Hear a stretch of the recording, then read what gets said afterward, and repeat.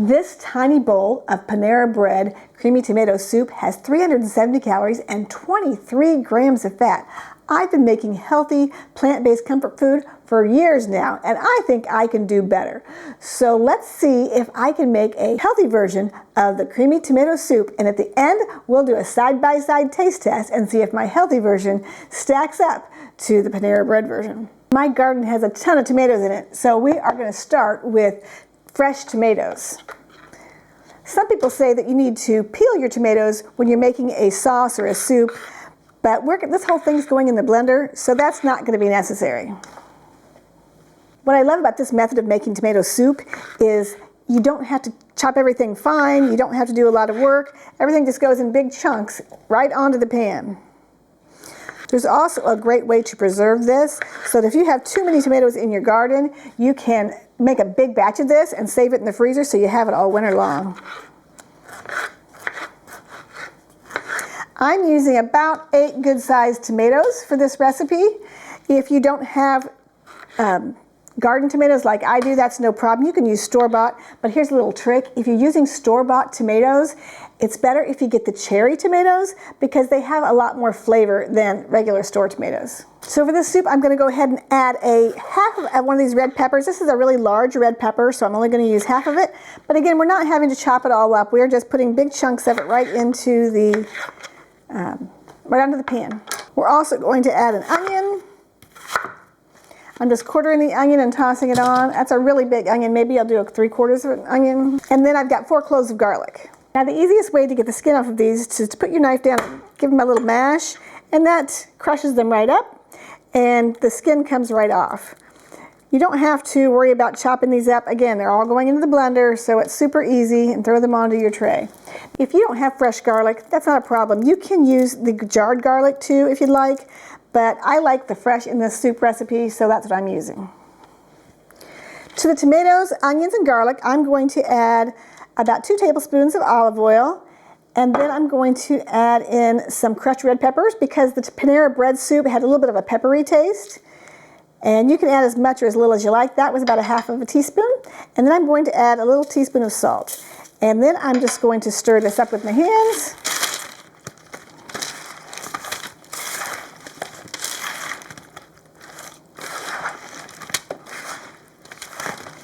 And that's all we need. It's going to go into the oven for about 40 minutes until it gets a little bit of color on it. We want it to start turning a little bit black because that's going to give us some flavor. And then while that's happening, let's go ahead and get the creamy part ready, okay? To get the rich, smooth creaminess without the butter and cream, we're going to use cashew nuts here. I know that might sound a little bit strange, but cashews have a nice creamy texture. You may have heard of cashew milk or tried it. So I'm using that. If you don't have cashews on hand, you can use something like silken tofu or a cashew milk that you buy at the grocery store. And then I want 2 cups of veggie broth, but instead of veggie broth, I am using the water plus 2 teaspoons of this Better Than Chicken No Chicken seasoning. Now this is super salty, so you can adjust the salt as you need it once the soup is mixed up. We did put some salt on those tomatoes.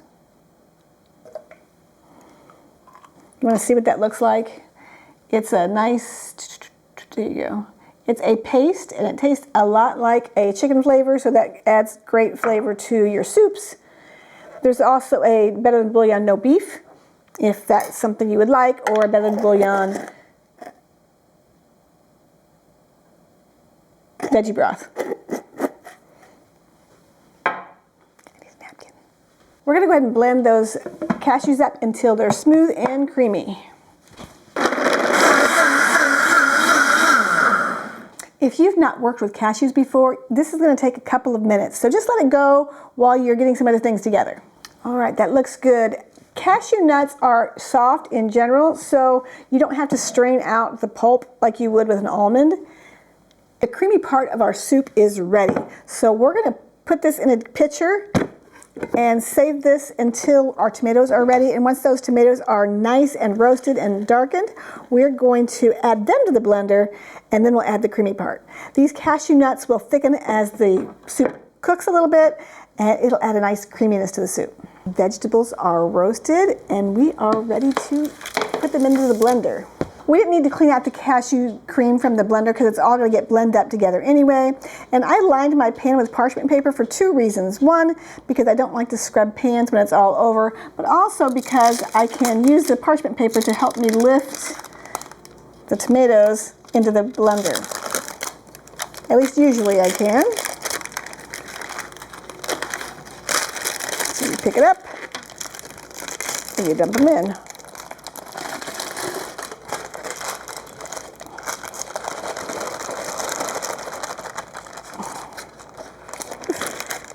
And all the ones that didn't make it in, you can just get a spatula.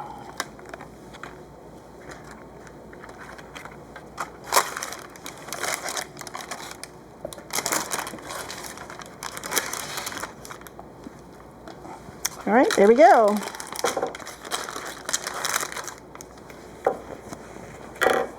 Clean up the mess.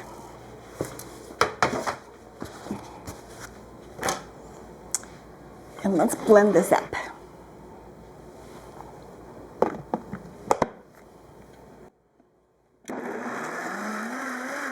Now, if you don't like your tomato soup super smooth, you can just pulse this and get some nice chunky tomato soup. I did notice that Panera had some chunks in theirs. One thing that Panera Bread did not have in their soup was basil. And I thought that was a terribly missed opportunity. So we are going to add a handful of fresh basil leaves to our soup.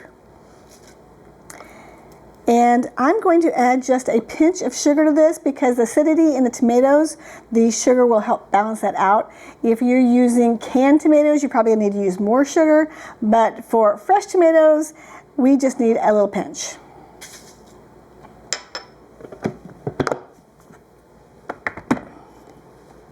And we're going to pulse this up again so that we don't blend the basil to make the soup kind of brown. Perfect. Let's pour the tomato soup into the pan. And then we will add, I think I'm going to add my cream to my blender just to help rinse out some of those extra tomatoes. And there is our creamy roasted tomato soup.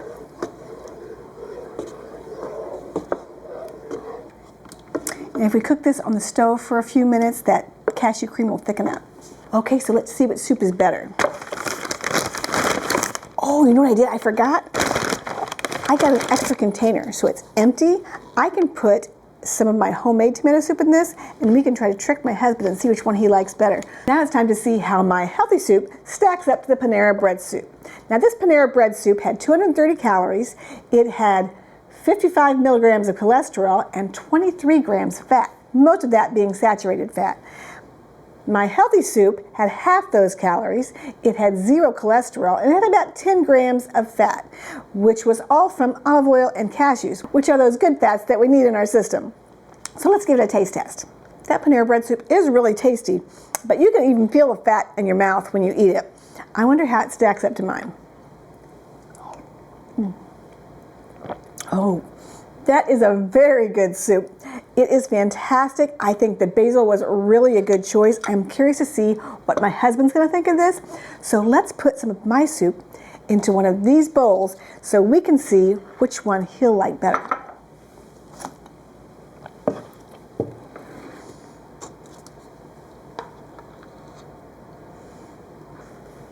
Hey Mark, you want to taste some soup? Sure, what do we got? I have made a copycat Panera Bread soup, but I also bought some Panera Bread soup from the grocery, or from the store. Or From Panera. From Panera, yes. And so I want you to try them both and tell me which one you like better. Okay, do I get in trouble for the wrong answer? You do not get in trouble with the wrong answer. Does it matter which one I try first? No, it doesn't matter. All right, going from right to left here.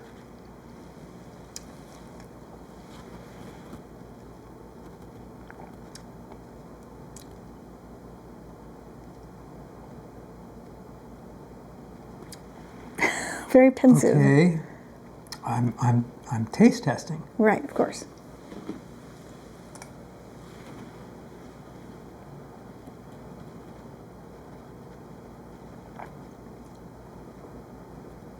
They're not identical. Okay. Very similar and both very good.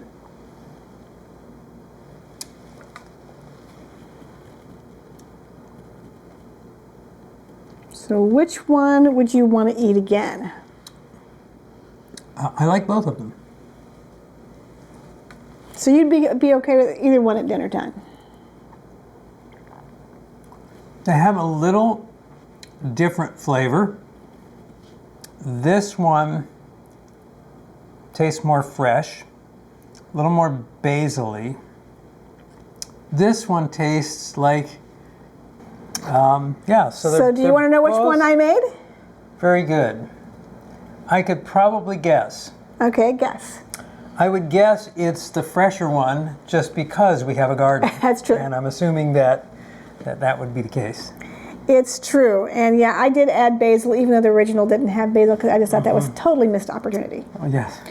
And so we added a Why little bit would of you fresh put basil in a tomato soup? Obviously. Especially when you have fresh basil from the garden. Exactly. So this As one's close as they taste, you get half the calories and less fat in the soup. And people say, well, you don't need less because I'm skinny. That just means I eat twice as much. That's right. Yeah. So at any rate, those are my thoughts. All right. Well, thank you for your thoughts. If you want more healthy plant-based recipes, then check out the playlist right here.